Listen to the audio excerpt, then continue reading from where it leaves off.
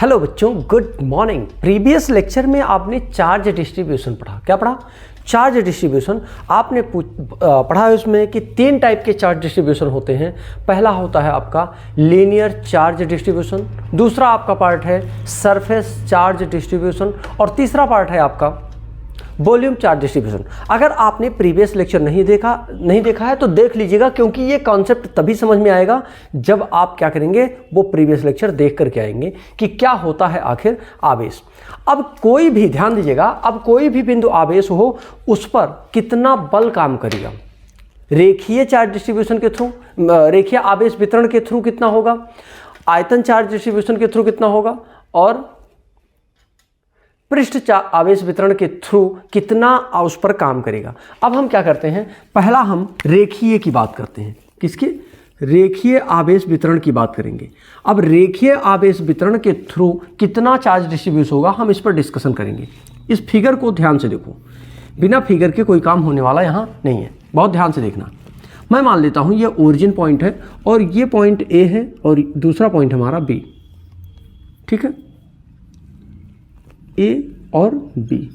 इस पर कोई चार्ज है, मैं कह देता हूं कि इस पर जो चार्ज है वो क्यू चार्ज है और बिंदु ए पर भी चार्ज है। ध्यान दीजिएगा, रेखीय चार्ज डिस्ट्रीब्यूशन है तो एक समान रूप से है, पर यहां हम अति सूक्ष्म, मतलब ध्यान से देखना, अति सूक्ष्म की बात कर रहे हैं, अनंत सूक्ष्म लंबाई की बात कर रहे हैं कि बहुत छोटे दूरी के पर कुछ चार्जेज हैं और उसी को हम जूम करके ऐसा बना रहे हैं, ठीक है ना।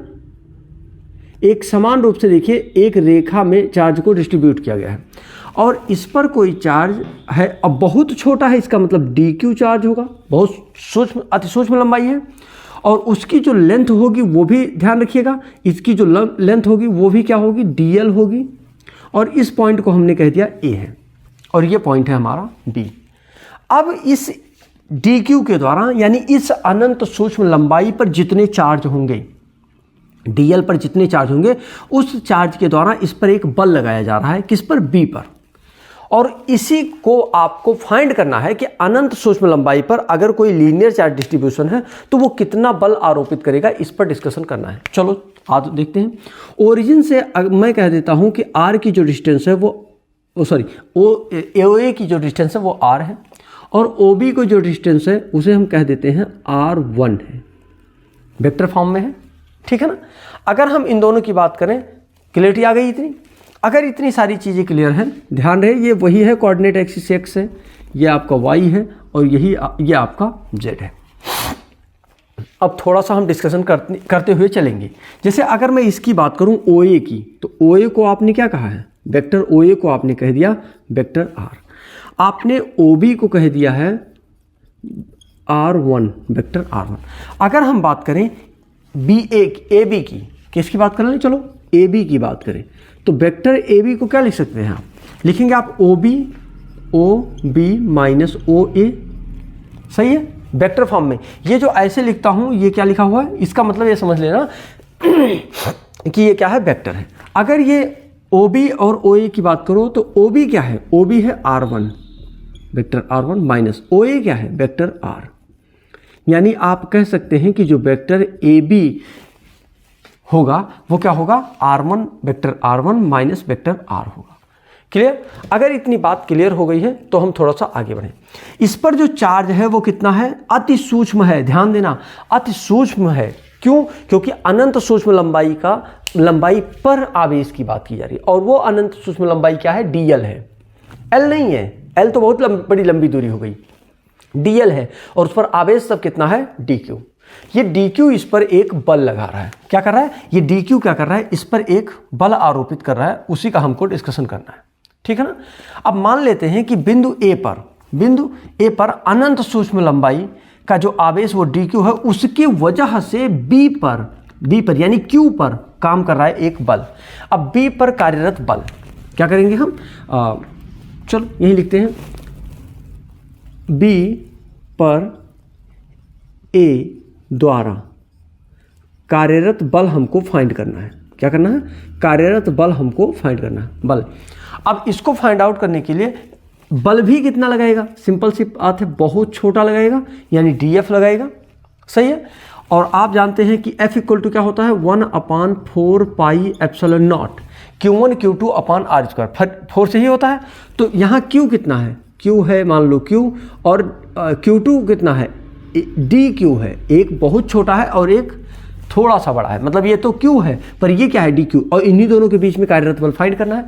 तो क्या हो जाएगा Q DQ, यही तो लिखेंगे Q DQ, और इनके बीच की दूरी आर स्क्वायर होती है। अब आर स्क्वायर अभी आपने कहा कि R1 माइनस R2 क्या होगा, R1 माइनस R होगा, R2 नहीं R होगा, और ये क्या होगा मैग्नीट्यूड हमेशा लिया जाता है। चलो अच्छा, अभी तो यही लिया जाएगा R स्क्वायर, ठीक है।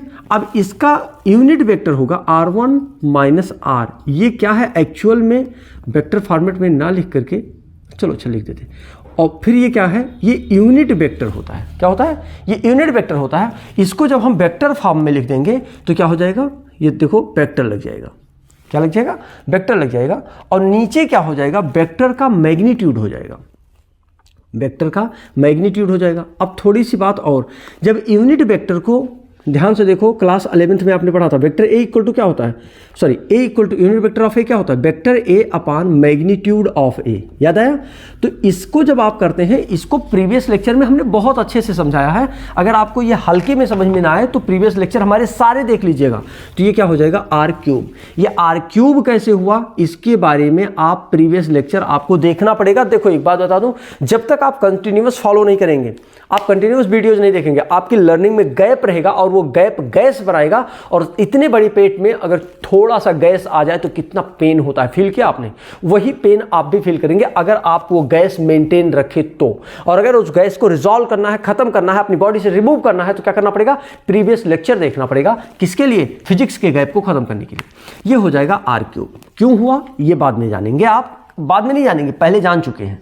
अब ये क्या हो सकता है, ये लिख सकते हैं आप, इसको थोड़ा सा और व्यवस्थित करना चाहें तो आप इसको लिख सकते हैं 1/4 पाई एप्सिलॉन नॉट। अच्छा थोड़ा सा और बोल दूं मैं, Q। अच्छा DQ को क्या लिख सकते हैं, अभी थोड़ी देर पहले आपने कहा था कि सर लैम्डा इक्वल टू होता है DQ अपान DL, कहा था। तो DQ इक्वल टू क्या हो जाएगा, लैम्डा DL लिख दूं यहाँ, तो इसको आप लिख सकते हैं lambda DL upon R1 minus R का whole cube vector of R1 minus vector of R। Clear है। इतनी बातें अगर समझ में आ गई है तो थोड़ा सा हम आगे बढ़ सकते हैं।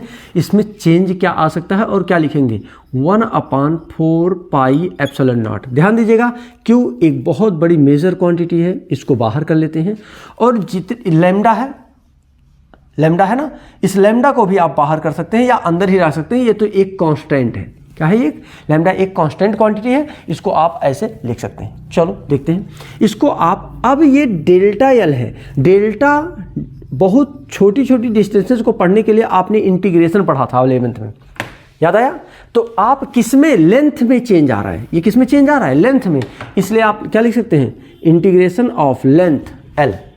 क्या लिख सकते हैं, इंटीग्रेशन ऑफ एल, कहाँ से, lambda D L upon magnitude of R1 minus R, magnitude of R1 minus R का होल क्यूब, और यहाँ लिखा होगा vector of R minus R1 minus vector of R।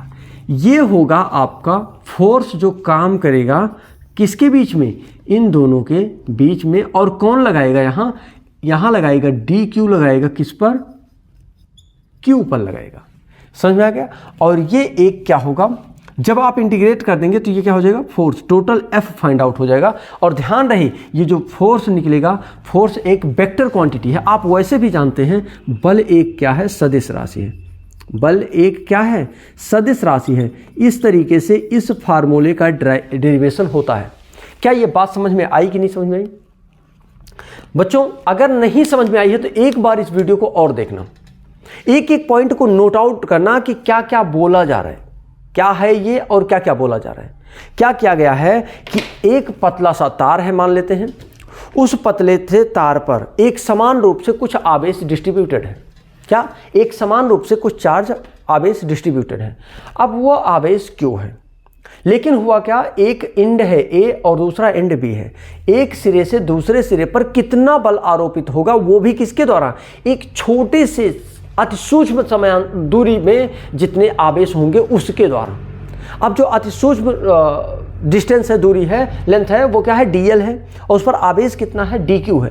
इस dq के द्वारा इस b पॉइंट यानी q पर कितना बल लगेगा उसका हमको निष्कर्षण करना था, और वो डिस्टेंस हमने निकाल करके दिखाया आपको कि f जो निकलेगा वो q/4πε0, क्योंकि ये सारी चीज़ें नॉट चेंजेबल हैं, वेरिएबल हैं, ये कभी भी बदलेंगी नहीं। तो क्या हो जाएगा, q/4πε0 integration of l, length के रिस्पेक्ट में इंटीग्रेशन हो रहा है क्योंकि चेंज किस में आ रहा है, लेंथ में, तो lambda dl/r1 vector minus r vector का होल क्यूब। अब ये होल क्यूब अगर जानना है कैसे आया, तो इसके लिए प्रीवियस लेक्चर हमने कहा बार बार कि देख लो आप, r1 माइनस वेक्टर r। इस तरीके से ये कॉन्सेप्ट क्लियर हुआ। अगर आपको समझ में आया, यानी कि संपूर्ण रेखीय आवेश वितरण के द्वारा एक बिंदु आवेश Q पर कितने विद्युत बल कार्य करेंगे वो आपने डिस्कस कर लिया। तो wish you all the best. आप लगातार हमको फॉलो कर रहे हैं, लगातार वीडियोस देख रहे हैं, अपनी लर्निंग बढ़ा रहे हैं, इसके लिए दिल की गहराइयों से प्रेम पूर्वक बहुत बहुत धन्यवाद।